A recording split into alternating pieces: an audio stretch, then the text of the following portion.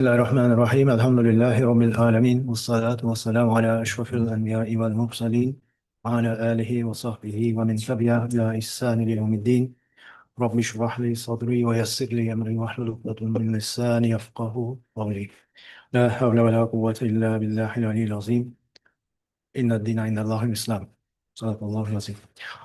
Thank you very much, Tuanku. Welcome. And dear friends, professors, we are again over here for a nice talk of Dato Murad Merikan, Ahmed Murad Merikan Hojam, or in my own saying, Merikan Hojam.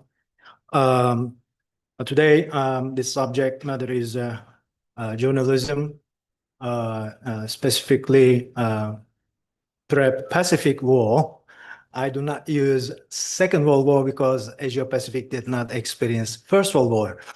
So I emphasize this one humbly. The title is A Window to the World using Malay language newspapers before the Second World War as historical sources. This is very important. This is not just ceritakan yang lama dulu apa saja jadi di Asia Pacific, but it is very geopolitically very relevant today, what has been happening in the world.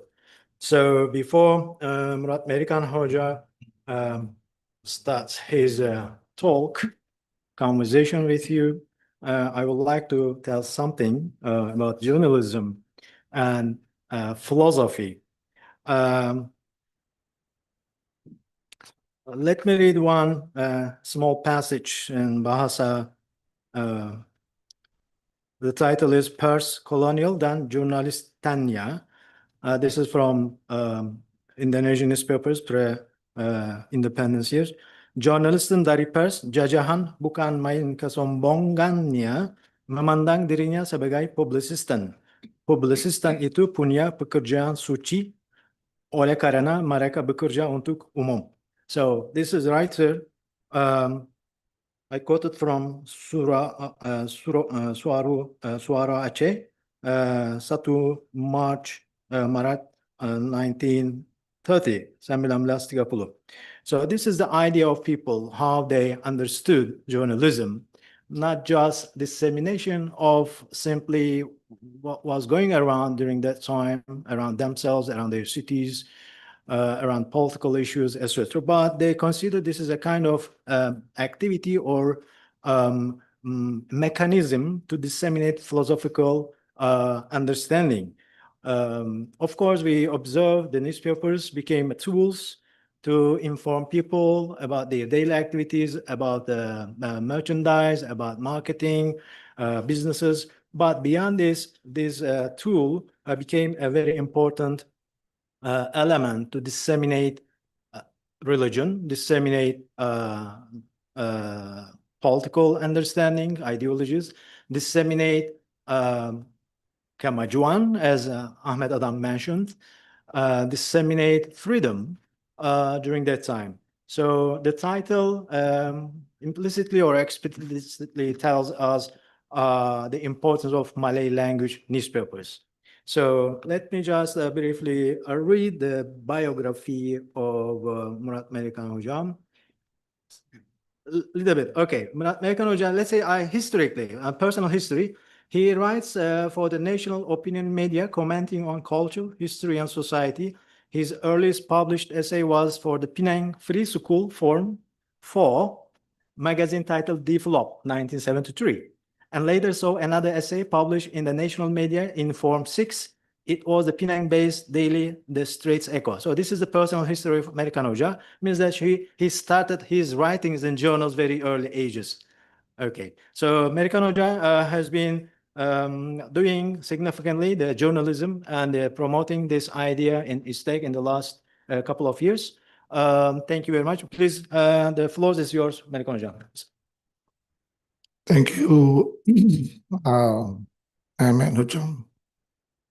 Bismillahirrahmanirrahim. Assalamualaikum warahmatullahi wabarakatuh. Highness Tengku Ampan Pahang, my diligent student and exemplar to many other students in ISTEC. I have to mention this. Thank you for your presence. And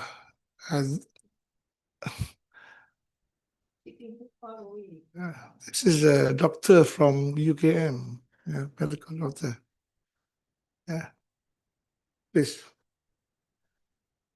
Professors, and ladies and gentlemen, welcome to the session on journalism, reform, and society, which we convened in 2023. This is the 15th session, more or less, that we have. Essentially, it is either once a month or once in 2 or 3 months. We had some breaks. But the idea behind this session on journalism, reform, and society is to bring back the interest in journalism, the discourse on journalism. When I say discourse on journalism, we mean a prolonged, continuous discussion on the value of journalism as an institution, as a profession, as a culture, as an organ of change and maintenance of a civilization and society. Why we are doing this in ISTEC, fortunately, unfortunately, is because it has not been done in Malaysia. The study of journalism in Malaysia is now more than 50 years. This year is its 55th year, when it was started in 1970 at USM, and then went to ITM. With the contribution of a number of universities in America, in particular Ohio University, Athens, and Michigan University. And most of the approach and perspectives of the study of journalism and newspapers in Malaysia are very much Euro-American centric. And now it's becoming worse. We're not going to study and maintain a genocidal journalism to our students. We have to move away from it. But our journalism schools are sleepwalking. They're not conscious, they're not sensitive and not alert to the corpus of journalism. So what we have, as weapons, I'm in ISTEC, that we're bringing this to anybody interested to know about journalism as a corpus and journalism as a form of knowledge, not as writing pitisan and in the newspaper, not social media, not writing news. It's a form of knowledge. It has its own corpus, like medicine, for example. Medicine had its own epistemology. So also journalism. But fortunately or unfortunately, the media schools are not concerned with this. The journalism professors are not concerned that journalism has a form of knowledge. It has a structure. It has a structure, and it is more closer, and which we are working together with Muhammad Rocham, journalism as philosophy. And journalism as philosophy is a discourse being much celebrated mainly in Eastern European countries, in Russia, including Russia, Poland, Czechoslovakia, Hungary, and parts of Europe. They celebrate and they delve into journalism as philosophy, because the structure of journalism, of knowing journalism to them, is not just as a channel whereby one institutes and one targets change, but it is part of the intellectual fabric, the social fabric, the political fabric. Journalism is an intellectual profession, which is not even thought of, not an iota that we have in Malaysia. So again, this is why we want to bring this into the picture of the significance of journalism in history as well as in daily life, contemporary daily life, and in the future, regardless of digitization, regardless of the social media platform, regardless of AI. I know that AI is impinging upon the newsroom. News is written with AI, artificial chat GPT, artificial intelligence. Even news presentations are made with artificial intelligence, where the newsreader is a composite, and that person reads the news, which has perhaps which emerged, I think, some years back before this popularization of ChatGPT. So this is why we're having it here. And the topic today is the newspapers as research tools. Newspapers as research tools. And this is not only for journalism and media students. These are for sociology students, anthropology students, students of the social sciences, medical students, and other sciences. So it's across the board. The use of newspapers. When I was teaching in UM in early 2000, I was offered to go there to teach in the Science and Technology Studies department. But I was a guest lecturer, and in one of the courses, the course was Media Science and Society. I had 7 medical students. I think I taught 2 semesters. So in both classes, I had these medical students. I love them so much. Brilliant crop of people. And they are the top students. This was 2000 and 2001. Before I got my PhD, just before I got my PhD. And some of them still, they're not specialists. They, whenever given assignment, and my assignment was media and science, actually. And they excel. Anyway, so again, and this is important in terms of looking at newspapers as sources of society, how society behave then and now. So when we talk about newspapers, we're talking about a window to the world, a window to the past, and a window of ourselves, even now. And here I specifically mentioned before World War II. Why before World War II? Because before those years, in the late 1800s, early 1900s, the only media apart from the newspaper, I happen to bring some examples just in case if some of you have not seen a newspaper. I'm sure all of you have. There is only a radio, and television in other parts of the world. But in Malaysia, television came in 1963. So again, and of course, if you want to include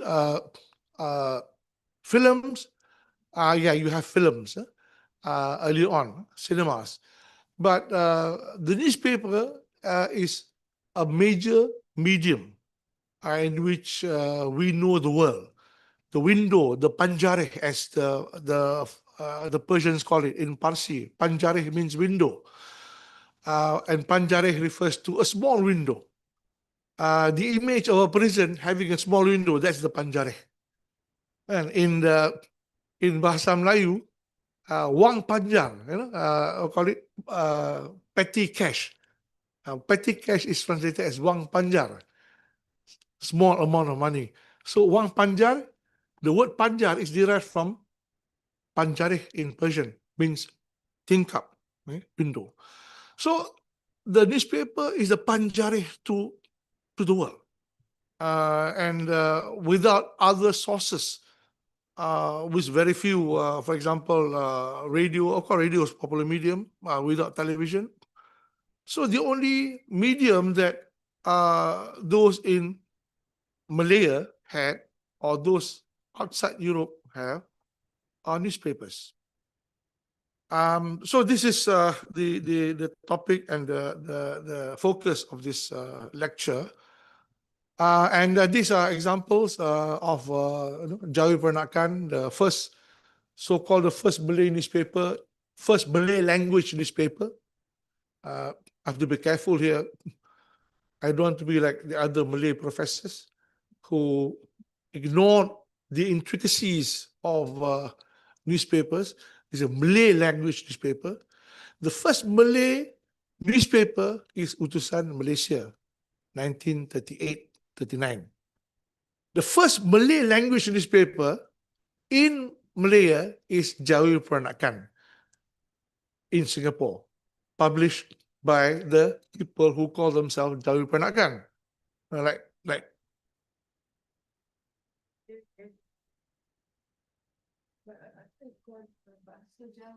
oh, okay.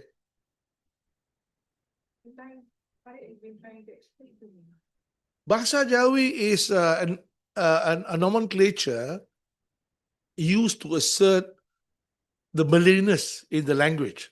So, okay, this is another option which is used by some people. When, like for example, okay, we talk about Bahasa Melayu, right? Bahasa Melayu has two scripts, Latin and Arabic, right? So the Latin script that we are used now is generally called Bahasa Melayu or Bahasa Malaysia, Bahasa Melayu lah. The ones in Jawi has been called Bahasa Jawi. But also, if we want to appropriate the name, even the ones that are written in Bahasa Melayu, in whatever, in Latin, is also called, can also be called Bahasa Jawi, but has not been officially sanctioned by Dewan Bahasa dan Pustaka, only by people like me and Datuk Wan. Yeah.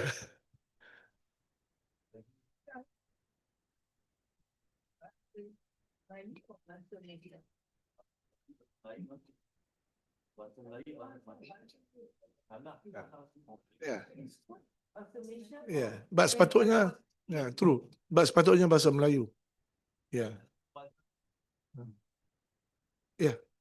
Yeah. Or Javi was definitely in any other Yeah. Yeah. Yeah. Yeah. The script used in the language that we call Melayu were several. One is the Nagari script. Nagari script. The other is Kawi script. Kawi is also old Jawa. Old Melayu, old Jawa is called Kawi. Kawi. Kawi. Yeah, yes, itu Kawi. The scripts used in the stone inscriptions in Talang Tuo, in Sumatra, Batu Besurat, in Kedah, Kedah, Jambi. These are mainly Nagari.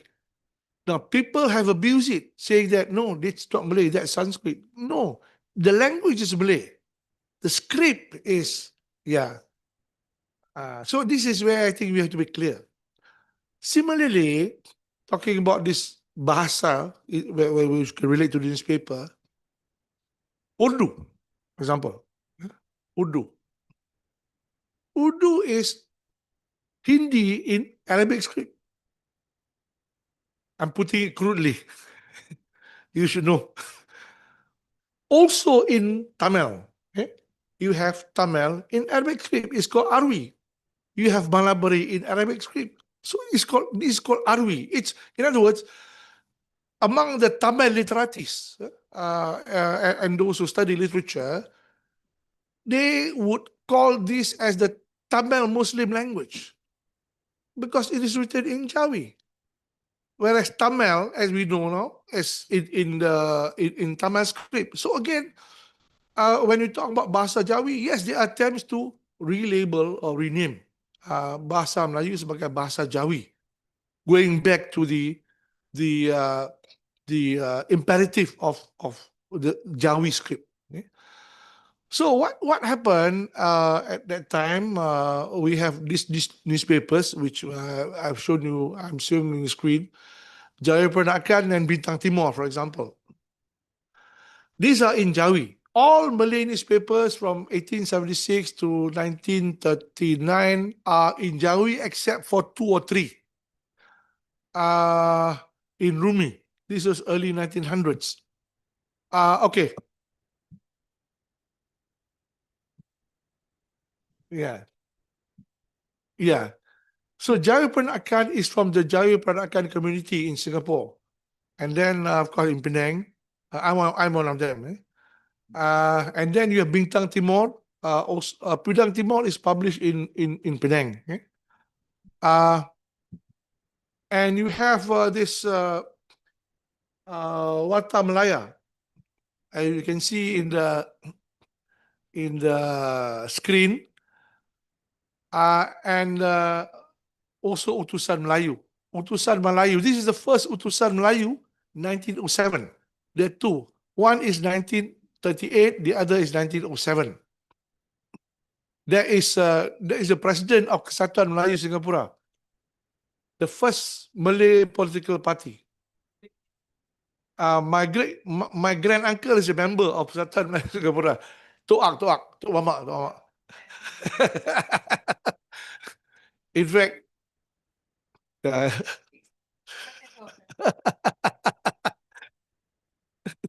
in fact, I may tell you here, Utusan Melayu, 1938, is my family's newspaper. Before it was bought over by UMNO in 1961. Took over by UMNO. Yeah. To improve my Jawi. If not, I will practice reading it.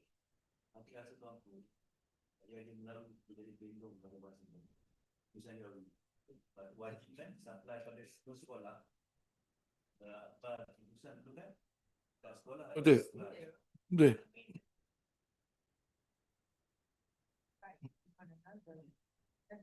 Yes. So these are the things I think that the infrastructure, we need to revive that in a strategic manner. All right. And I was always, even when I started my career as a lecturer in journalism and communication, I was thinking that if there are problems in the funding of the Jawi newspaper, then get it funded by the government. Get it funded by Parliament. What's the problem? What is the problem? I hope they listen to me here. What is the problem of a government-funded newspaper? Now, we're talking about press freedom, not in European countries. If you remember, if you know the history of Europe, in the Scandinavian countries, for example, the state subsidizes newspapers, to maintain, in their name, to maintain democracy and the vibrance of expression. So what happened in Sweden, for example, is that small papers that are about to die are funded and subsidized by the government. So I was promoting that model in the 80s and 90s among my colleagues and those who want to hear. No, we can do that, and we can do that for Utusan Melayu. We don't have to close down. In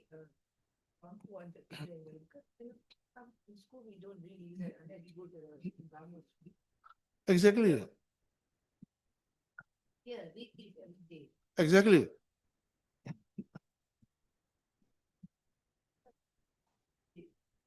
Exactly. Yeah. Must NES, government can spend millions to build out NES. Yes. Exactly. Yeah, bail out the newspaper. Revive and build Jawi. Yeah, exactly. So I think let's do it. Let's do it.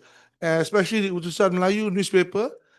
And if you were to hear the Utusan Melayu headquarters in Jalan Chan Saulin, it's empty. It's a ghost building. It was built and launched 10, 15 years ago, model along this Pitt Street. No, sorry, not Pitt Street, Penang. Fleet Street. The Fleet Street in London. That was the architecture of the new building of Utusan. But what happens? In Jalan Chan Saulin. Utusan. This is in Cheras. Jalan Chan Saulin, yeah. I know because yes, yes. I know because the architect is my nephew. So anyway, we all the family. Okay, so okay. So you can see this example of these newspapers. And now I have to mention that 1876, so-called first Malay language newspaper, but there are two other Malay language newspapers in the world. One is Alamat Langkapuri in Colombo, 1854. The other is Surat Khabar Bahasa Melayu in Semarang. So, Surat Khabar Bahasa Melayu in Semarang was published by the Peranakan Chinese is a commercial newspaper. Alamat Langkapuri in Colombo is a cultural newspaper having a narrative that is intellectually and befitting the Malay community in Sri Lanka. It was literary. It was led by Baba Yunus Saldin, a Madurese aristocrat who was at the same time a soldier brought in, and he became a publisher, he became a writer, and so on. So there was a whole story of Alamat Langkapuri, which I'm trying to get copies. I know they have been digitized, but I'm trying to get the digitized copy to be put in our library. So, okay, these newspapers have several contents, the editorial, and you can see here lactogen. This is a common advertisement in Malay newspapers. And you're studying Farhan, jual minyak, kain dan sebagainya. So again, and sunglasses also. Tickets, ferry tickets from Singapore to Port Klang. In the 1890s, you have a ferry from Singapore to Port Klang on a regular basis. You see how advanced we are. And from Singapore to Port Klang, it's advertised in Jayaperanakan. And also in the 30s, this is not, I don't know whether it's the papers or not, but a regular ferry once in a week from Penang to Delhi. Yeah. My great grandmother used to fly. Yeah. Delhi in Medan, near Medan, the port for Medan. And MV Kedah, that's the name of the vessel, MV Kedah. There were many differences between the Delhi, Asahan, Nagpur. Yes, yeah. All the family, but I had many aunties when they were very there. Exactly. I'm 20% Delhi. Anyway. I'm really-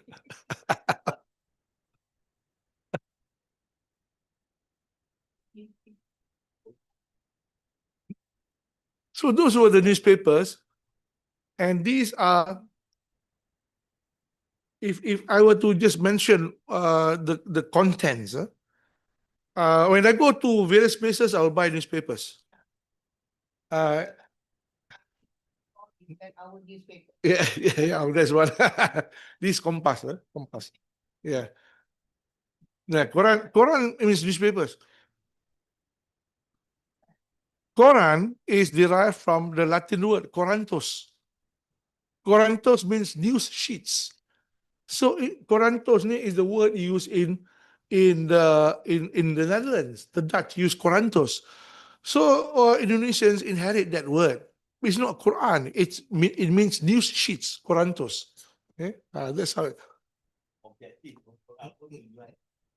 Untuk menyampaikan. Menyampaikan Yeah. konsep sama. Yeah. Betul.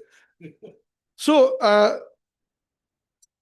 to put it in a different simple way, the front page will contain the major story. Front page, major story. It'll be in the form of news. News. The front page is news. News is factual, objective, straightforward. That's putting it simply. In the depending on the papers, and this why I'm choosing this paper because it's very clear. You have opinion. Opinion means opinion. This is the section of newspaper that not everybody reads, but which is yeah. the op-ed. Yeah.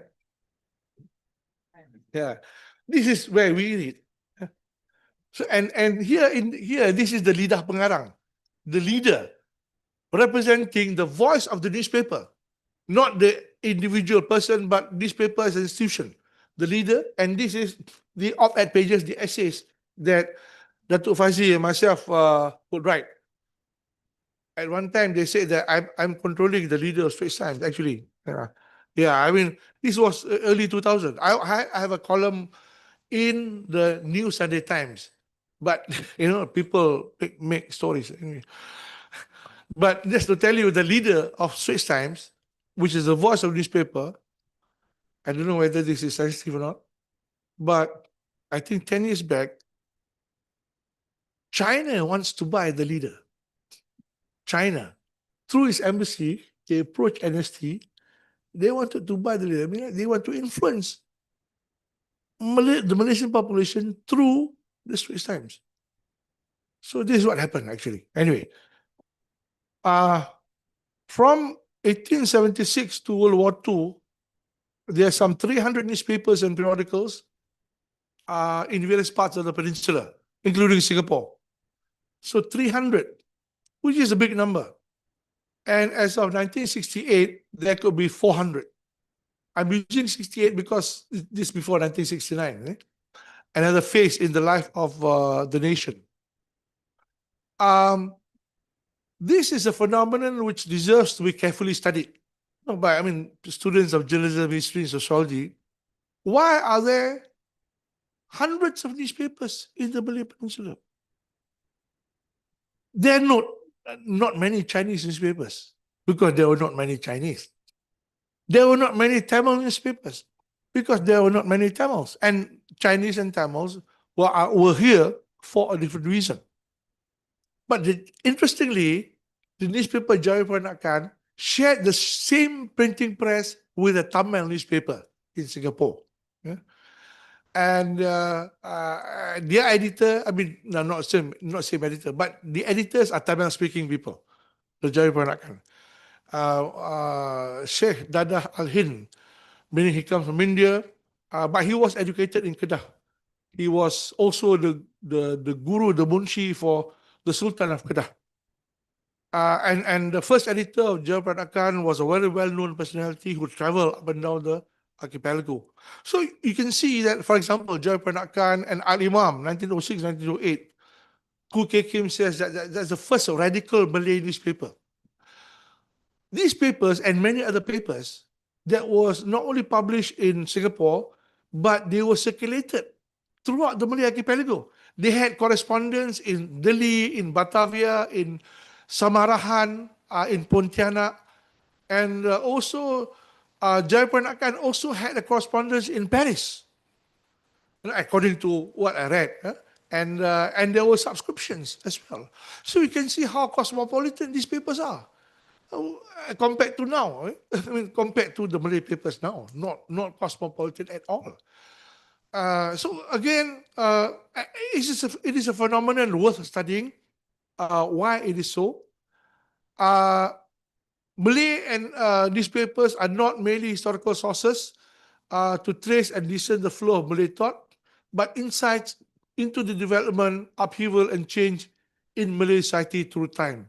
So if you look at the periods between 1876 to 1939, you see a window of Malay dynamism. You see a window of the emergence of thought, conflict, the Malay grappling with fiqh, with religion. Nak celebrate Maulud Nabi ataupun tidak, for example. It was a big issue. Okay? To support the Ottomans or not. It's a big issue. You are loyal to the king, the sultan, or the Ottomans. It was a big issue, and it was surveyed in the Malay papers at that time. Right? You have figures like Rahim Kajai, you have figures like Syed Al-Hadi, you have figures like Ibrahim Yaakob, Pak Sako. And these are the people who created the discourse, who created life in the Malay world.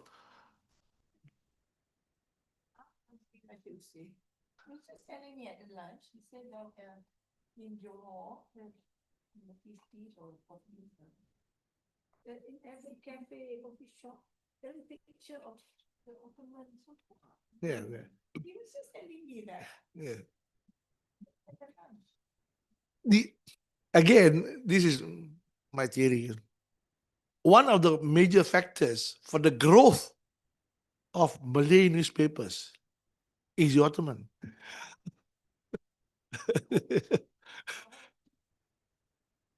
Watch, in fact, for Ibadah, but Abdul Hamid, you know how it was all about newspaper in Istanbul. Yes. About newspaper, I mean, how they would read, and you know how people get the news, that was how they view the, propaganda TV and everything. Exactly. And Yeah, exactly. And most of the Malay newspapers from Jayapernakan until World War II cover the Ottomans. We have done some studies. Mehmet Ocham had done how the Ottomans cover the Malay archipelago. And I've done some studies on some newspapers on how our newspapers cover the Ottomans. And Jayapernakan in its early issues have this syair perang Ottomania. Yes. This was before 1924. 24. I mean, this is the authority. The language changed in 1928. officially. Okay. There were some yeah, the Ottoman the Ataturk, right? Yeah. But before that was all Japanese. They said they print how much were back to Malay. The switching between that, one of that from printing. Right? The Ottoman had to use Jawi because they were kings of the world. Dia dapat King of all the Aceh or it had to be the same. Jawi. Yeah. You know, It is a natural language. Yeah. They delivered Spain for the room of printing industry. Yeah. Of course, Who's the guy who printed? Ottomans started the Yeah. printing industry in 1727. Yeah. Ottoman language, we say. Ottoman language or Ottoman Turkish. Yes. Yeah, it's Turkish. Yeah. 1727, the first publication.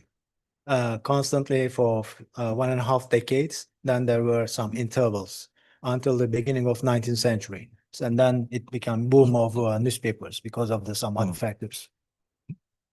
Yeah, so here one I think one of the areas to study is the Malay penchant for producing periodicals and newspapers itself.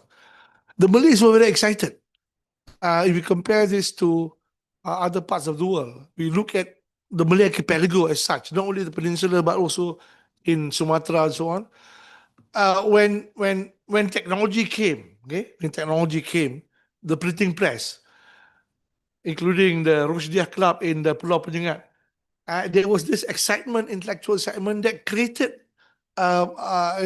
discourse and created expression and created the genre of writing essays.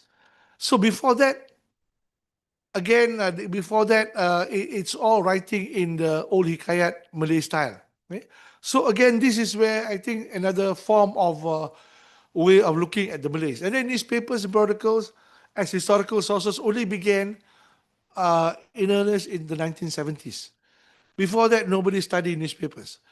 Only after 1970s, newspapers began to be studied in the history departments, mainly as a form of knowledge, as a window to the Malay past. And it is essential for the student of history or the scholar to have information about the editor, publisher, writers, journalists before any meaningful conclusion is drawn on the contents. Now, this is important. Some of the students here, I noticed, they are too obsessed with content analysis. Farhan is my student. Content analysis is one method. Okay? Content studies is another. So when we talk about content studies, you have to include the editor, who they are, okay, publishers, writers, journalists, to draw conclusions on the contents, because the contents are shaped by external factors. What I've done is I've traced from 1876 until World War II, there are about 130 names, 130 names of publishers, editors, and writers and journalists of Malay newspapers. I'm going to promote that publicly. In fact, I've written that, already published, but I want to again give more detail in terms of year and dates in newspapers, to suggest to the government to create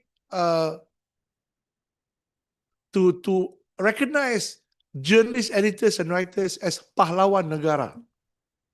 You know, because now pahlawan negara kita, Mat Kilau and other, not to look down on this. Yeah, warriors, yeah, and journalists are also warriors, but we don't have that. We have not pursued that nationally. Okay? Maybe something can be done, but we're going to do it. Hopefully, make noise. So and this is what Roth, 1967, William Roth, his collection in the library. Roth is one of those who have studied dearly Malay life, Malay modernity. Those who want to study Malay modernity should read William R. Roth. It's not only Malay society, but his Roth opens up a window of Malay activism, Malay intellectual life, the Malay intelligentsia in the early 1900s until World War II. His book, Origins of Malay Nationalism, 1967, Yale University Press, University Malay Press, is a must for anybody who wants to know this. For any person who wants to know, understand about the Malays in Malaysia now, have to read Roth. The other person is Milner. So these two books are giants in the discourse. Now I'll just go through and read Roth. There are problems when one attempts to evaluate the influence of Malay newspapers in the 30s, a period which can be said to be the era of large newspapers. Warta Melayu, Lembaga, Majlis, and Nusa Melayu. Large newspapers means that they are broadsheet in nature and they are daily newspapers, hari-hari. This was before.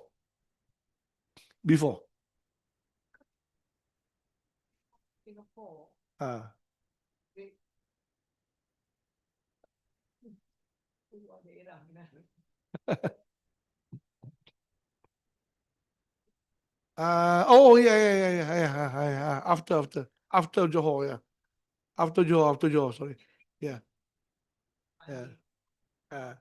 Yeah.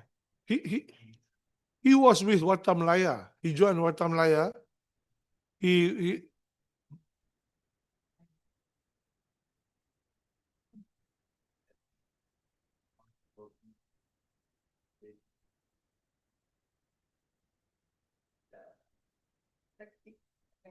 This is outside. They were quite sweet. So he knew On didn't have that much money. I mean, they were not making money. So you know, On didn't have money. So what he would do, he would send money to the wife in Singapore. This for you don't get on. You don't get on. You send money to the family. yeah. Brother-in-law. Yeah.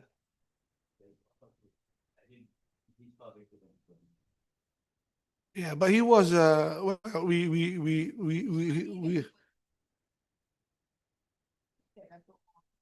Writing in Malay. Malay. Yes. Yeah. They not have been that polished. So my grandfather came there and he couldn't speak Malay properly. Till the end of his life was like, oh, I could swear Malay very well. Yeah. I mean, then that go on, they were sent together. They came back. Yes. When he came back, they polished his bahasa. They came back. They had to speak Malay, not Malay. That's how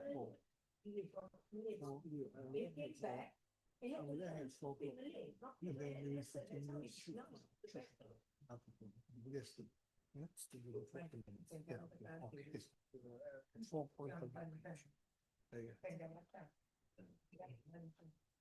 actually Dato' On and Uncle Aziz were latecomers in the speaking of Malay.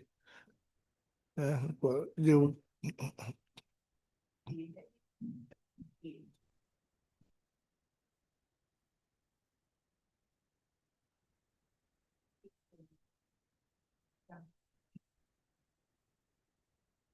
For my brain, great grandfather, to be in education. The easy for country to prosper, you have to give them education. To when you send them off, he said, all the educated family in the war, we send them off to London to study. That would be good. You know, so that maybe you have to be bilingual at school. To be able to, I mean, at that time, you must remember that our system of education was not that. We didn't have Yeah. higher school or whatever. So that was, if I set up good school in Singapore, we send up all the others. yeah. to be Mekah or to Al-Qa'ad. We had only SITC. The ones the 1923, I think. Yeah. But But 1900. Yeah, true. SITC is meant to put a cap to the Malay. In other words, the Malay cannot exceed that. And the person who planned this vision of putting a limit to Malay capabilities is Winstead.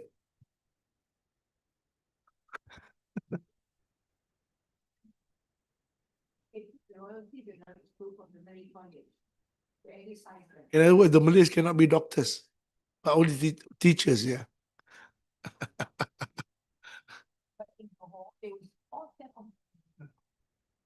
So the Malay doctors, the early Malay doctors, were either educated in Singapore and some of them in Hong Kong. They went to Hong Kong. They were Queen scholars in Hong Kong. They were I know some people in Hong Kong close to me so early on. Okay? But anyway, but journalism has no bounds. I mean, a great. Well, the number of readers had increased. Suggestions for change had received attention. Journalism had become a form of livelihood, and newspaper personalities such as On bin Jaafar, Osman Kalam, and Abdul Rahim Khaja had become renowned. The columns in the newspapers are filled with discussions on economics and political situation in Malaya. Also, questions regarding Malays in government service who ought not to be considered pure Malays, as well as the issue of education. In the circumstances, the question must be asked: what were the effects of the newspaper, and who did they affect? These are questions that still are valid. That is worth a study in terms of research, thesis, and so on.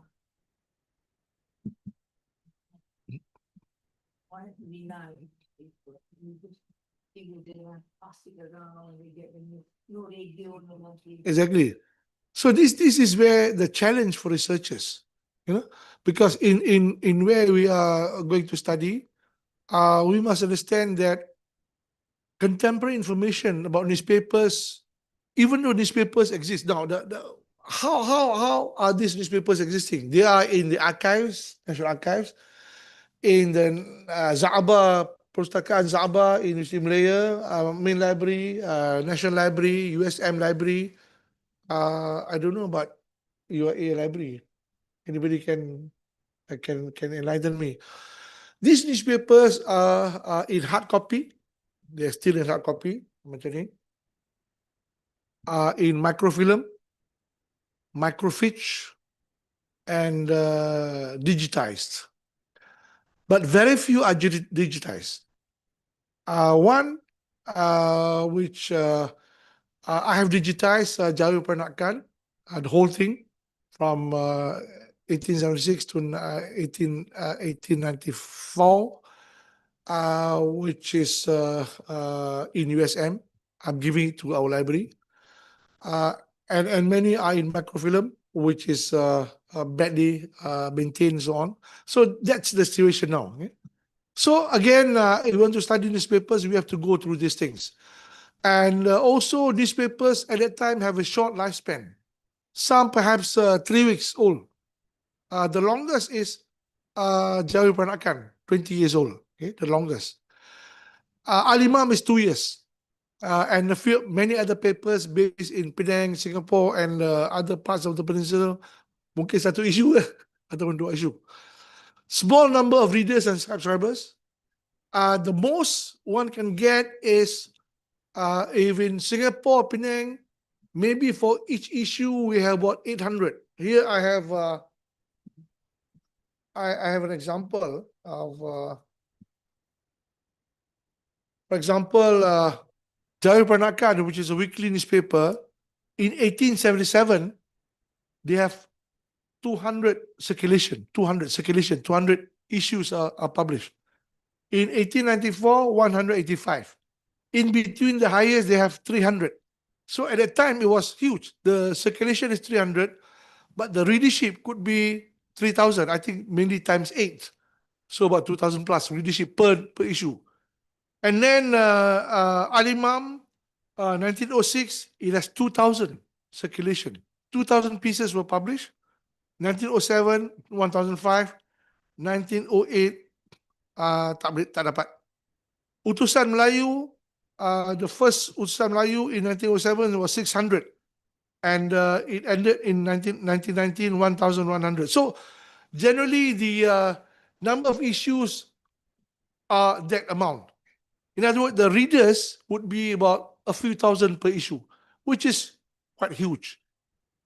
Now we're talking about newspaper like Utusan, for example. Circulation is about 40,000, very low. Readership could be times 3, times 4. We're talking about hard copy, but now we're talking about newspapers. Hard copy migrate into online. Okay, so Chinese newspapers is a different creature altogether. Nanyang Siangpao, Sinchu, Daily,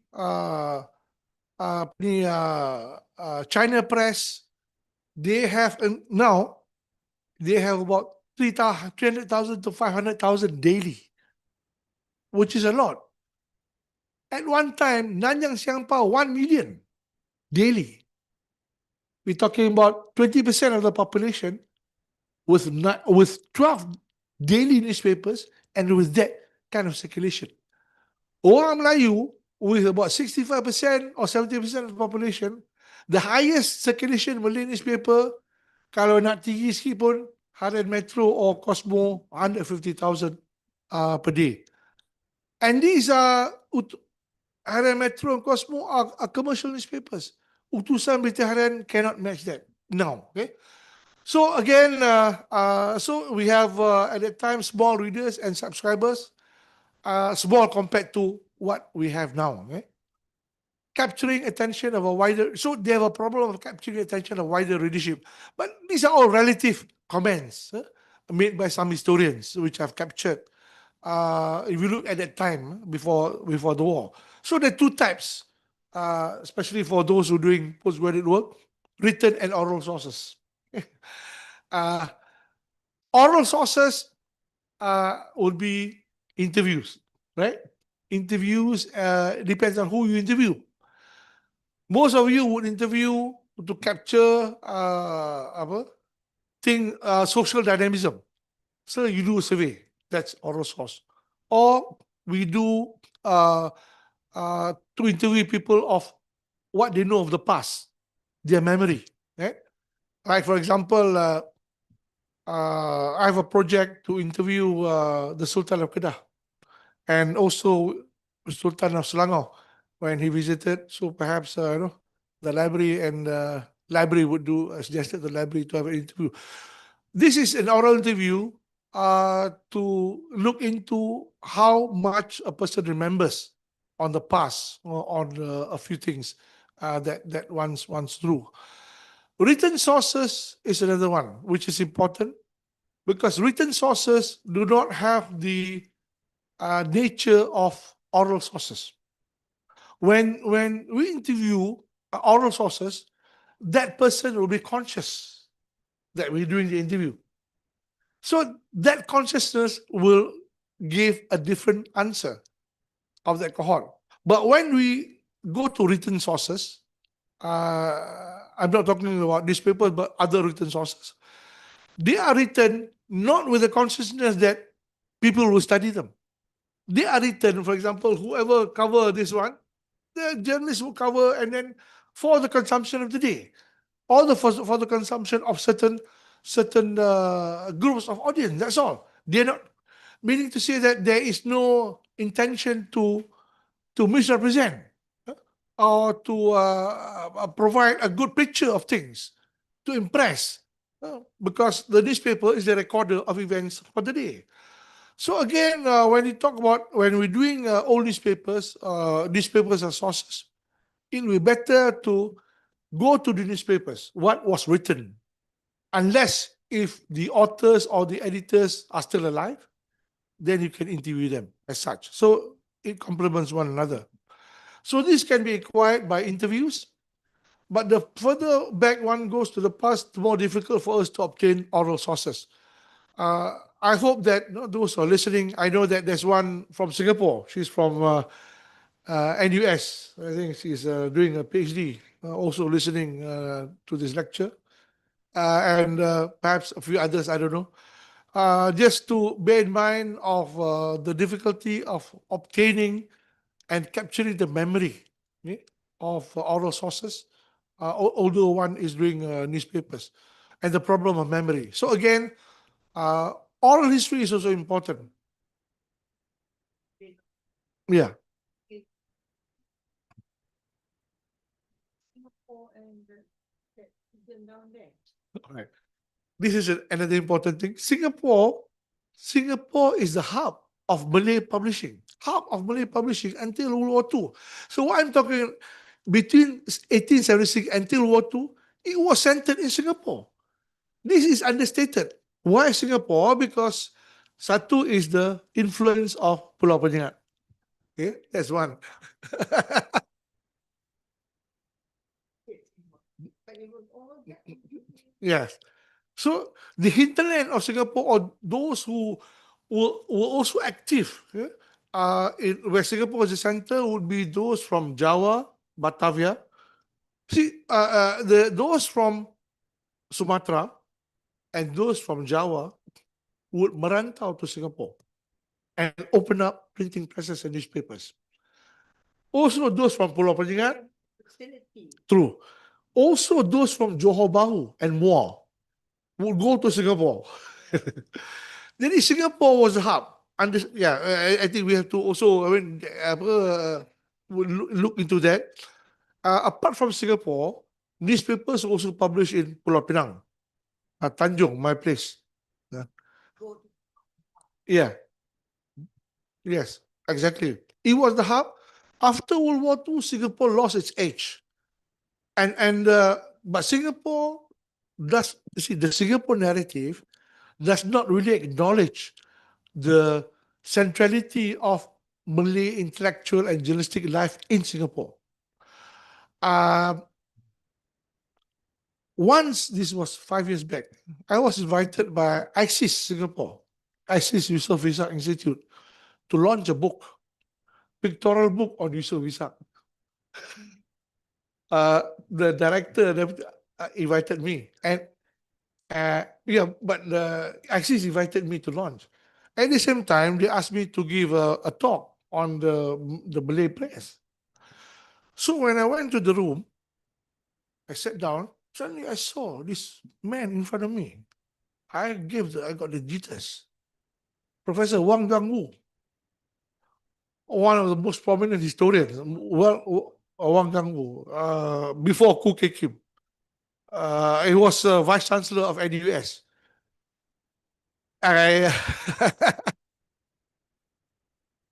Exactly. Yeah. Exactly. So, and I have to mention the Singapore as a hub. And when you go to the museum, when you walk through the diorama, scant attention was given. There were some samples of newspapers. That's all, but no mention of that landmark period, that moment, okay, in Singapore at that time. Yes, ISIS. Yeah.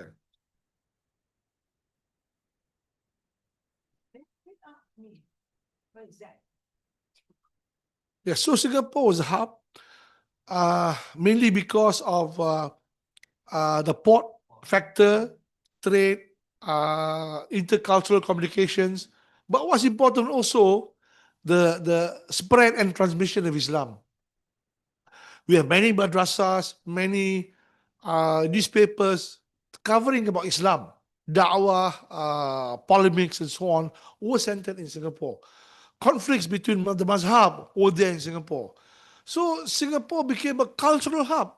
And that's why newspapers thrive in Singapore. And Singapore has from the most religious papers to the most profane papers. You know that in Cecil Street, Singapore, 1935, there were a number of newspapers that carry, pardon me for saying, topless photos. Newspapers. And they were banned in Kelantan and Terengganu. Yeah, this was earlier in the Sun. They carry these papers, but people have to acknowledge that these newspapers are quality publishing because the publication, the colors, the paper are of quality. The thing is that the argument and the contents are a bit not in line with the ulama. Okay? So Dunia Melayu, I think one of the papers was banned in Terengganu and Kelantan, and maybe in Pahang, I'm not too sure. Okay? And this person, namanya Sulaiman bin Ahmad, he is editor and owner of these newspapers. He is from Terong, Perak, and he migrated to Singapore. A very modern person. He married a Japanese, and he was one of the founders of Raffles College, and also one of the editors of Malay dictionary in Singapore. So it was this guy. Actually, he was my grand uncle. Sulaiman bin Ahmad.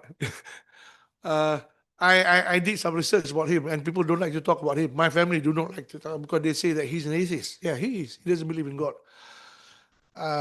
Anyway, so again, I also did some family links. So I did the research, and I found all these things in the family files as part of my academic research of newspapers. So there is a need for contemporary written sources. One is official records. The other is contemporary publication, newspapers and periodicals, and literary works. So using newspapers and periodicals to write history of Malay society, and this is one window that I said, and throughout the 20th century, more Malay language newspapers were published in Malaysia than English language newspapers. Each newspaper provided a vista of a distinct world according to the language used. And this is what we have to know of newspapers over the last 150 years, that each newspaper cater for their own constituents. In other words, if we have from 1786, Malay newspapers are read by Malays, they cater for the Malay constituent until now. Okay, until now. Chinese newspapers are read by the Chinese community, and they cater for the Chinese constituent until now. So also Tamil newspapers, so also English language newspapers. But there are a number of newspapers, one of which is Bintang Timur, published in 1892, I think. Published in Singapore by the Baba Nyonya in Bahasa Melayu. And Bintang Timur is read by both Malay and Chinese. And there was this banter between Bintang Timur and Jawi Peranakan. The Bintang Timur people would say Melayu malas, and the Jawi Peranakan tried to defend. And one day there was some rumor that spread. Somebody was telling me, I think I was right in one of the newspapers, that the Bintang Timur people wanted to buy over Jawi Peranakan. This was in the 1890s. You see, this banter and this conflict in a lighter note was there between the Malays and the Chinese. So again, it's the fear of the Chinese already there among the Malays. The Malay sphere. In fact, I did this. I tested this contemporarily when I said that Malay newspapers should be translated. Chinese newspapers must be translated into Bahasa Melayu. The Chinese attacked me. This was in 2008. They condemned me for suggesting that because they do not want to know. They do not want the Malays to know of what the Chinese has written. So this is, what I found out. Yeah. Okay, so the genres and contents of these newspapers become raw materials, and they are the following: news, essays, opinions, and commentaries, letters to the editor. And if you were to read the newspapers, you find orang Melayu ni dia suka tulis what? Bila sekarang ni dalam kita we write every day in the Facebook whatever kan. But letter writing is one of the popular pastime among the Malays. Okay? Advertisements, very modern. Sunglasses pun ada in the 1890s. Cerpen. Yeah. Betul. Exactly.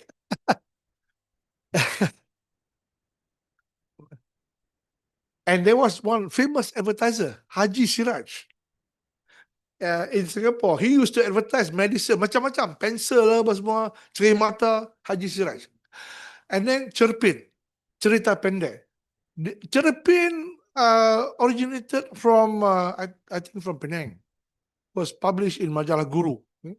And then poetry, gurindam, syair, pantun. Normal.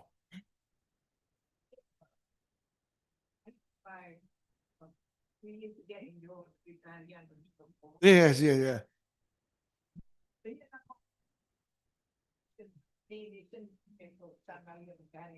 And you read the Singapore Italian. When they would say, I remember my driver, old guy, and you ask, explain me what do they mean by generasi? And you write in Jawi, generasi, somebody didn't go to English school, what do they know? So about someone is keturunan. But if you open the Singapore newspaper, they never say, they use the real name. Yeah. Exactly. This is okay. Yeah. Important note. Take note. See whatever. Yeah. See whatever. They would refer kerajaan, the government, the kerajaan, the pemerintah.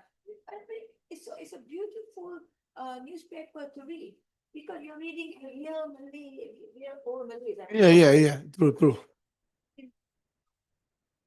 It is because the evolution and growth of these journalistic communities are confined within the nation state.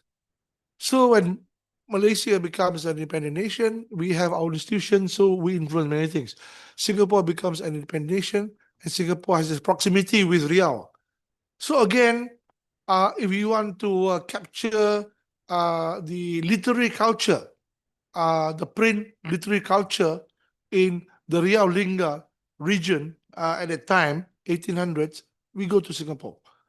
We can see semblance of it in terms of the lingo, in terms of the vocabulary, and I think also in terms of sentiment. Because again, I have to, I think we need to have another session on the Rojdia Club. The print culture, which started the modern Malay worldview, began in Pulau Penyengat. So, I mean, if we go to Pulau, it's very near. It's just 3 jam sampai Singapore dah. And we take the boat also, of course, the boat ride is, I mean, it's a very pleasant boat ride. 4 or 5 hours, I was there with our friend here, Izzuddin. And it's very near. So again, at that time, well, our construction of thought is limited by political borders. I think we have to dismantle that. Because Pulau Penyengat, Batam, Pulau Bintan, Pulau Singkep, Pulau yang Gunung Daik itu is part of Singapore. That's it. Yeah.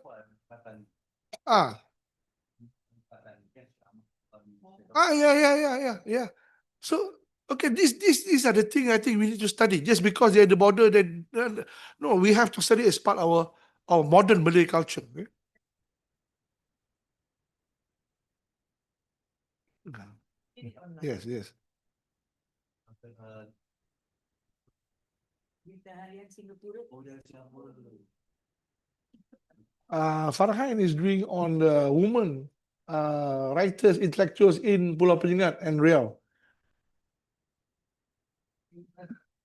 Museum was a writer, right? But Also Ibu Zin. Yeah. Yes, yes. So, Malay society in the past was made up of clearly defined segments, your self-contained picture, and each newspaper communicate with their community. They do not communicate with other ethnic group. Only the English newspapers cross borders. Example, Al-Imam lasted for 2 years. Al-Imam has many problems because of financial problems, because of mazhab problems. But the important thing is that although Al-Imam, as the representative of kaum muda, lasted for 2 years, but the impact and influence of Al-Imam is just fantastic. I mean, I'm over exaggerating, and I want to over exaggerate this. The most studied Malay newspaper, the tradition, the tradition of Matba'ah Ahmadiyah. Matba'ah Ahmadiyah is not the Kelantan one. It began in Pulau Penyengat, went to Singapore, and then went to Penang by Syed Sheikh Al-Hadi. So, just uh, this is not no, not the agama one. This is the Pulau Penyengat one. Yeah. And then you have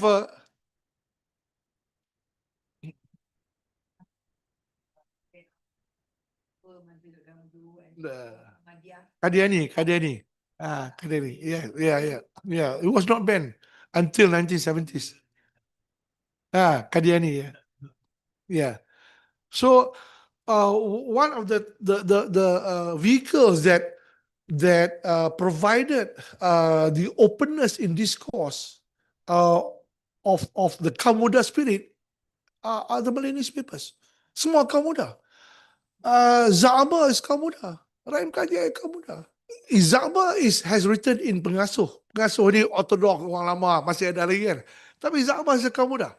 So he has managed to penetrate Tok Kenali. Tok Kenali pun kaum muda. I'm not sure.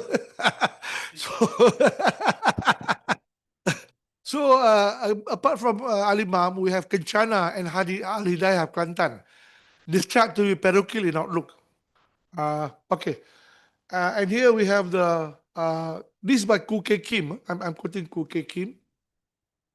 The publication of periodicals or newspapers in the past was plainly not a viable form of business. It was not a business venture. The market was limited, distribution was a major problem because before World War II, the system of transport in this country was not particularly efficient. Yeah, of course. It is all the more surprising why so many publications were produced. One can only speculate that perhaps the Malays then, and indeed even now, saw the need to maintain a continuous channel of communication among themselves, or possibly then were many groups who felt that it was essential to reach out to the larger community. This is what Khoo Kay Kim said in 1984, before whatever has happened. But I don't know whether it's true now. Whether the Malays, the Malays are now obsessed with social media, which I think is quite bad. TikTok, yeah. There's a neglect of the newspaper institution. So it was through newspaper protocols that continuous dialogue was maintained among those vocal and astute on developments and trends affecting Malay society. And these people were teachers, traders, what Rolf called the intelligentsia. Those who may not necessarily go to the university, but those who are intellectual leaders of the Malays. And the papers from that point in time, 1876 until World War II, reflect a number of things. One is the dynamism in Malaya. Two, West Asia, because they very much berkiblat kepada things happening in the Arabia, in Iraq, in Egypt, the Dutch East Indies, and to some, well, maybe, well, not to some extent, maybe I need to amend this. The Ottomans, the Balkans, Russia, and the rest of Europe. So the Malay newspapers very much outward in the nature of how they see the world. So both developments within and external to Malay society then reached the Malays through newspapers and periodicals. Influence of West Asia, Islamic and culture, ideas on reform. Hence, the editorial columns from Al-Imam, Neraca, or Pengasuh, also Seruan Azhar, confronted Malay society. When I read these papers, I enjoy as if I'm there. The study of Islam in Malay before World War II must use newspapers. Okay? Now people study Islam, they tak guna newspaper. Whereas newspapers are important. In fact, they are a source that can create scholarship. So you must study newspaper periodicals published by the Malay intelligentsia. And apart from this, you have other periodicals, Pilihan Timur in Cairo, Cahaya Islam Singapore, Tunas Melayu Singapore, Majalah Al-Islam Singapore, Al-Ikhwan Penang, Semangat Islam Penang, Pedoman Islam Sembilan Perai, Al-Hikmah. These are all critical in the study of Islam among the Malays. Okay? These are all, most of them will be early 1900s, 1920s, 1930s. And also the struggles of Malay Muslims can be seen in the publications of Kaum Muda. Banyak publication, Saudara and so on. And Saudara is a very potent newspaper.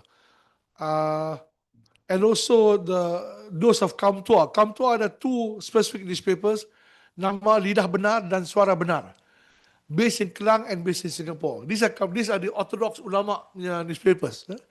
And they were always in confrontation with the Kaum Muda. So the influence of these Malay newspapers are from the Indonesian, Dutch East Indies. Although secular in form, not entirely divorced from religion, these are discourses. And the influence from Java, the Indonesian Communist Party, the Indonesian Nationalist Party tended to emphasize political ideology. So these are picked up and discussed in the Malay newspapers very much. Communist ideology and the influence from Indonesia. How they got the influence from Indonesia is through Singapore. Okay? And Singapore becomes not only the hub of the transmission of newspapers, but also the hub of transmission of guns and weapons. In the 1940s, Singapore became the hub when guns and weapons were smuggled to Indonesia from Singapore. Sadun Jubair was one of them. Yeah. He was in charge of giving a watching brief to the those who seek asylum from the Dutch government. Yeah, and so Sadun played a key role actually.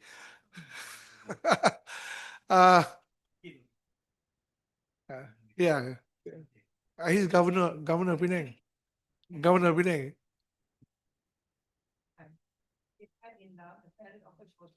Oh, Parent didn't put. She climbed out of the back gate and they ran off to get married. I see. Where in Penang? That's the story. I see. Okay. Yeah. It's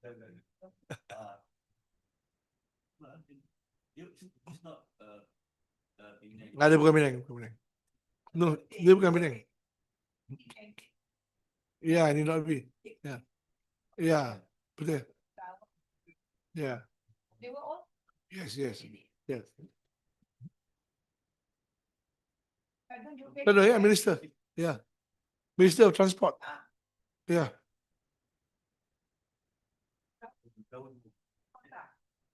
Yeah.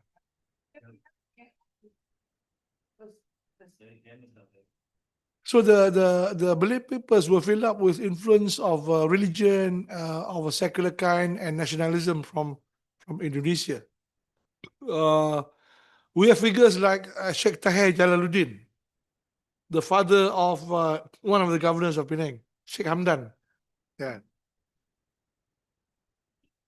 DG Education, yeah. I'm done. So his father was banned from, yeah. Alimau, Sheikh Tahir was banned in from Johor.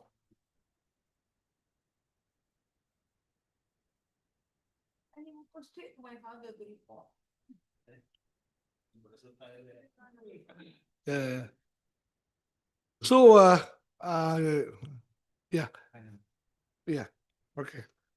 I may not be able to finish the whole thing which I prepared. I want to have a second session. Yeah. Yeah.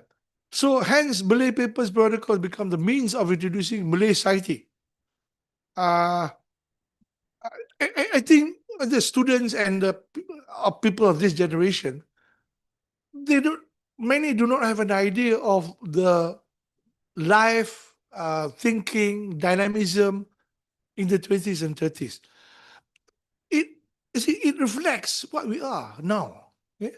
I mean, I've delved into this. I've interviewed a number of people actually, also my late father, and a few others, all the mama, Orthodox, uh, all, not only in Penang but other places. And I find that there is something which is understated in the narrative, not only in Penang but in other parts of the peninsula and in Singapore as well. So I think this needs to be captured by in the thesis as well. So Malay newspapers are not only for students of history but those of sociology, politics, religion, civilization studies, and so on. Introducing ourselves to the writings and essays of Zaba or Muhammad bin Datuk Buddha Linggi or Muhammad Yusuf bin Sultan Maidin are critical to centralize that window in history. These are excellent writers. Zaba is one, and Muhammad bin Datuk Buddha Linggi, he's a student of Malay society. Zaba orang Batu Kikir, Negeri Sembilan. He's a Bugis. He's a Bugis. Yeah. Muhammad Yusuf bin Sultan Maidin is a Jawi Pekan in Penang.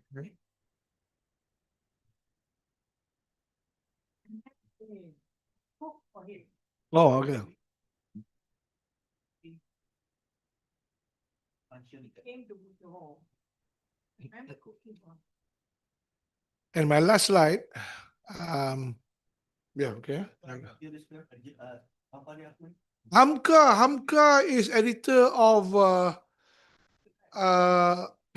100 newspapers.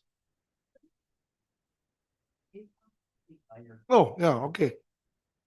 Yes, yeah, exactly, yeah. He has written 1,000 plus books, and he is edited. Yeah, he is one which is understated, which I've made a criticism on one book of Hamka as a journalist. Hamka was a journalist, but nobody writes about that. Huh? One tak boleh bagi tahu. Okay, development of Malay thought before World War II, apart from Malay struggle and perjuangan. Some names which I have to mention before we end. Sultan Junaid, a communist, Ishak Haji Muhammad, Ibrahim Yaakob, both from Pahang, Temerloh, Pankus, please, and Abdul Rahim Kajai. Now I have to mention Sultan Junaid. Sultan Junaid is a very shady figure. He is a communist, a card-carrying member of the Indonesian Communist Party. In the 1930s and 40s, he would come across the straits from Sumatra, and he would live in Ampang. That's my question. No. He changed his name as well. Yeah. Why did he change his name? He changed his name because dia merajuk. Dia merajuk sebab Sukarno tidak announce kemerdekaan that includes Melaya. Second is Ibrahim Yaakob ni is a triple agent. Dia merajuk dengan Sukarno. Tapi dia pergi kat Jakarta and dia spy untuk Jepun, untuk Inggeris dan untuk Melayu. So anyway, very interesting, enigmatic character.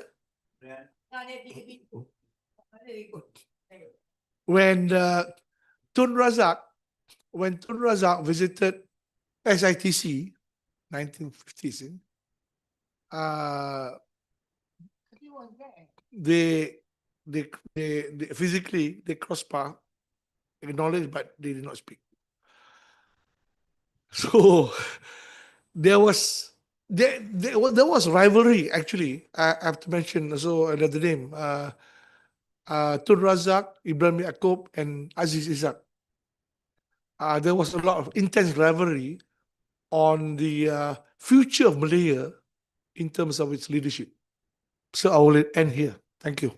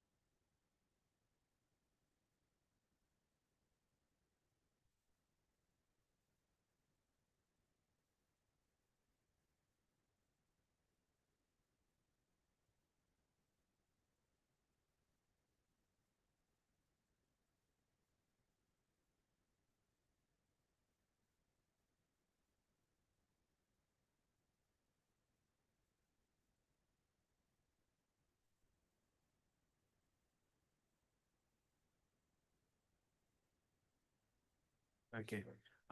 Thank you very much, Prof. American Hocam. Before I allocate you time to comment or questions, raise your questions, let me do my own part. My question is that why Munshi Abdullah did not initiate any newspapers, Hocam? Because he was one of the pioneer, modernist, critical perspective, writing books, travelogue, very nice book. Yes, and he was very nice communication, cooperation with the British means that he could reach the sources, material source. Why there was no any newspaper from him? He just published. That I had to learn to. Oh, Okay. what's the book? Yes, yeah. But they published a book on Munshi. Oh, what's the title? Okay, okay. I'm Yeah. quite surprised. He was busy translating for. Yeah. Raffles, I suppose. Quran into Yeah. Many things. the Bible. into Yes, Malay. yeah. Thank you. Mushi Abdullah is would be a topic for future discussions here. Very prepared for one. We are working directly. Yeah, but Mushi Abdullah, when he was alive, there was no newspaper. The idea of newspaper was not introduced by anybody in the peninsula. He was mainly in Malacca and Singapore. Oh, Khadijah Rahmat, yeah. A compendium. Oh, that one, yeah. What they can say something, you know, Okay. Bakar. Oh, his descendants. Okay. Kita yang dekat apa Johor PJ that city yang benda tu. The only shooter that. I see. Okay, okay. I see, I see. Okay. Yeah. I said, there was stories when I was growing up that I heard that when she became a Christian. Yeah. They were, I think because of the fact that he was translating the Bible to Malay, so they didn't know what it. Yeah, he was never a Christian. Yeah. He translated the Bible. Yeah, yeah. Munshi is an Anglophile. Uh, uh, yes, yes. Yes, yes, yeah, yeah. He was patronized by missionaries, and the printing press that was brought to him by Reverend Milner was meant to publish missionary work. One, Doraemon Anda. Uh, Anda, he was that, living in England, and that in oh, okay. But Munshi Abdullah, he's a polymath. Not only translating, not only translating the Bible, looking into Bahasa Melayu, but he's also a sociologist.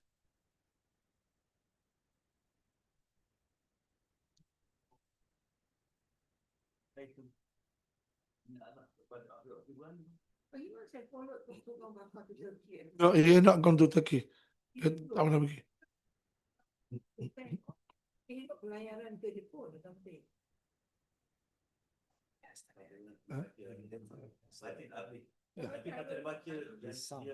Yeah, his son. I think must be his son.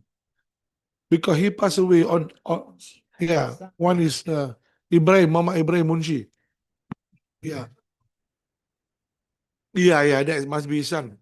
Yeah. Ibrahim contributed to Peranakan, I guess. Yes, yes, yeah, yeah, yeah. So his descendants mainly served the Johor Sultanate. Then he baru ni, that's what working in Kuantan. She's the great granddaughter of the guy that wrote on the Tawari Joe, the Captain Najib Said. Sulaiman.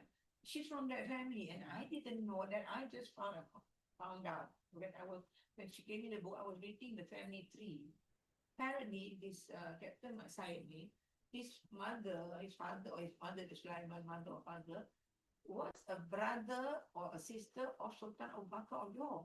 So Sultan Abu Bakar, when the mother was divorced, she had another husband. She has children by this other husband who all that Sultan Abu Bakar made sure that his siblings, the common siblings, all have positions in Johor. But then now I just found out. So now I know some of them that I grew up in and they were always in the family. I didn't know that they were related to me through the the non-royal marriage. Oh, yeah, interesting. Peredaran 58 untuk Sabah. I used to read the Captain Officer, yeah, yeah. the Jawi. kanun memang Korea pun dia yang Okay, okay, yeah, yeah, right. Yeah, please. Any questions from this room or online? I'm not sure. I couldn't follow the online. Oh, Yeah, please welcome. Online, boleh. Yeah. Yeah. Recently, I'm reading now Microphone. recently now I'm reading the autobiography written by the late A. Samad Ahmad, published in 1981. So to me, there's a lot of new facts. Sama nama. A. Samad Ahmad. Sejambak kenangan. Cover. 1981 DBP. So one of the new and interesting more in-depth knowledge for me, among others, is Sultan Jenin lah. Okay, is there? And yeah, it's in here. Okay. He stated what you mentioned just now briefly. Yeah, He yeah. was staying in Ampang, Yeah. Bukit Belacan, Yeah, Bukit Belacan. near 100 years ago. Yes. So I was very shocked. Can you just continue on that? What you know? Well, briefly at that time, the Indonesians, I mean those in the Dutch East Indies through the Party Communist Indonesia were trying to infiltrate the Malay intelligentsia through unions and through newspapers. So the newspapers were heavy with their reputation. One of which was the ones yang established kat Ipoh, Parti Kebangsaan Melayu Melaya, I think, Ahmad Bustamam and company. So there was this effort to bring together Malaya as part of that larger communist framework. So Sultan Jenai is one of the agents, apart from, I know, Tan Melaka, but they say Tan Melaka has recanted. I'm not sure. I haven't read Tan Melaka, but I think, but nobody knows what happened to Sultan Jenai. I don't know. Nobody knows. But that was a period lah. That's why they say it's important. 1930s, 40s. So last week, my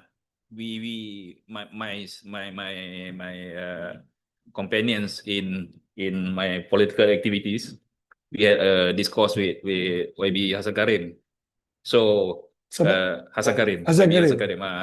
So one of my friends said, asking him who actually influenced Christmas or Ibrahim Haji Yaakob. So I said Sultan Jenain. but again, we're searching for the true answer.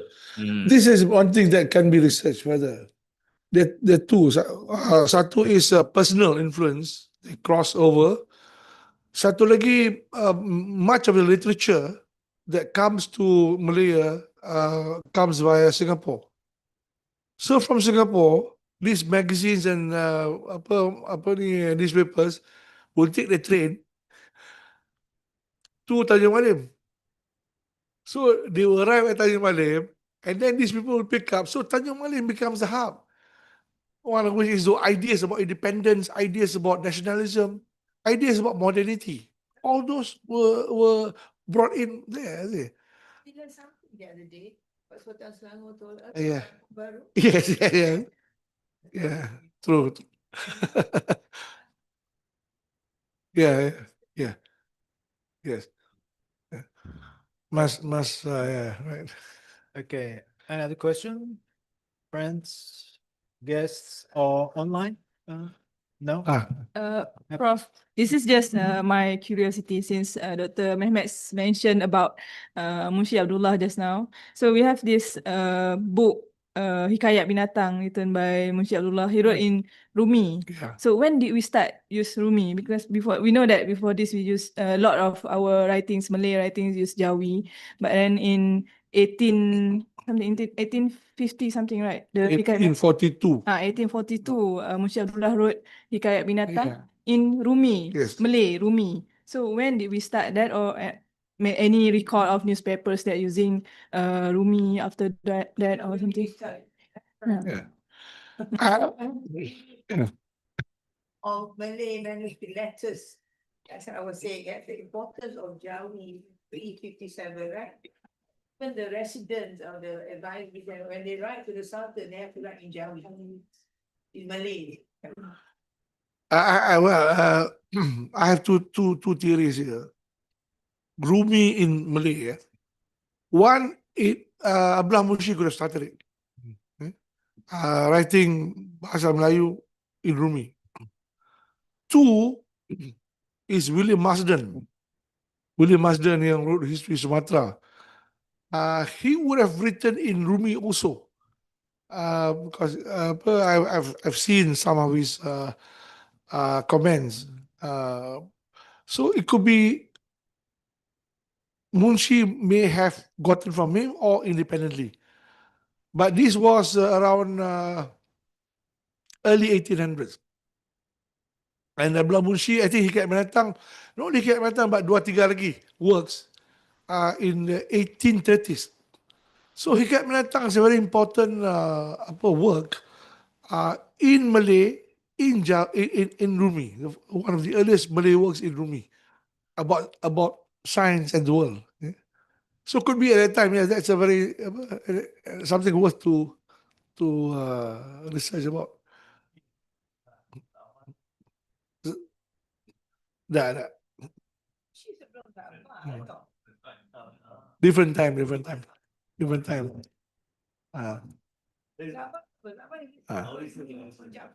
Yeah. Sabah. I'm not sure. No. Tutorials. Saya ada penulisan. Yeah.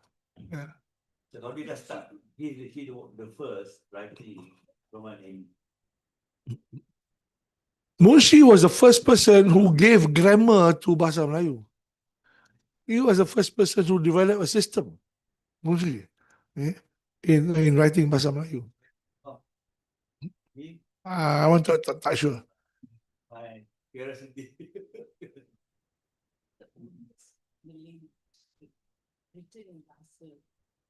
In Jawi, Bahasa Melayu, Jawi. In bahasa Bahasa Melayu. Older Malay manuscript in Rumi. Jawi.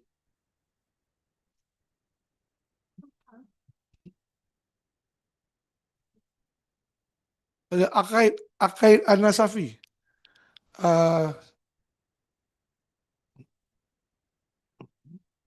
Yeah, that's the book. Aqaid An-Nasafi. When Quasis went to London, he brought in the manuscript. Holland, yeah. He gave the manuscript to Al-Atas. And Al-Atas produced a book about it. Holland.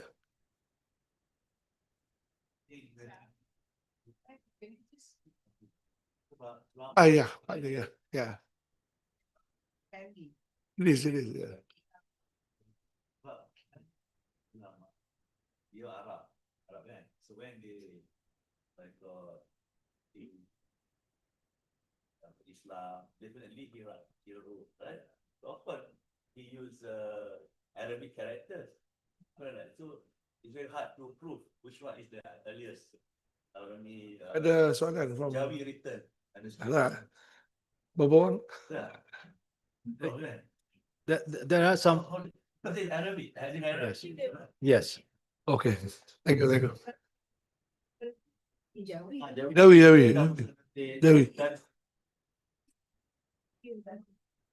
I think even in the 20th century. 20th century. Yeah. Before that, it was all Jawi. Jawi. It's, My father's is that? Dia Jawi. Okay. No better. Okay, you start. Okay, I think the time is up, but before finishing, I may say something about the nature of journalism in this late 19th century, early 20th century, till the Second World War or Pacific War, in my understanding. The zeitgeist reflected by the journalism and the newspapers means that the spirit of time we can easily follow throughout all these published newspapers. It is yes, we agree that these are very fundamental sources to understand history, not to challenge the established history, but to see the diversity of the subject matters, the writers, the editors, their ideologies. So this is quite very interesting and important for academia and intellectual works, not bounding just such just only the established history writing, but to see the diversity of the geography and the ideologies. So this Important is word that you mentioned, the zeitgeist. The mood of the age. This is where students do not capture. They only capture empirical facts. They don't capture the mood at that time. So that's what we call it the zeitgeist. And we're living in a zeitgeist now. At any time, there's a zeitgeist. Zeitgeist. This is a German word. The sign of the time. spirit of the times. Yeah. Spirit of the times. Zeitgeist. The times. German word. German. Zeitgeist. Zeitgeist. You know. Obligation. For example, there's the Yeah. example in the 1970s, 80s. The zeitgeist of the Malay ground is political Islam, quote unquote. That's the zeitgeist, Iranian Revolution. Is it? That's the zeitgeist. Okay, American Hocam, thank you very much for your Thank you, thank you. insightful talk and all the comments and the questions. Inshallah, we will continue by your kind guidance and Yeah, I will continue The- because I have a few things. I want to